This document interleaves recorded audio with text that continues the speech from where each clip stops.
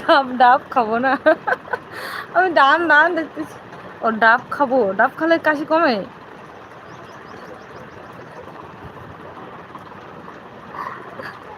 সত্যি থেকে থেকে আমার চোখগুলো কানা হয়ে যাচ্ছে।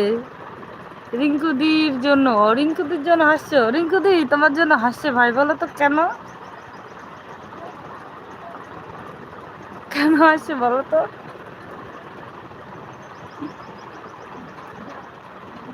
তুমি বলছো ডাব আর আমি শুনতে পাচ্ছি ডান দিয়ে খাবো।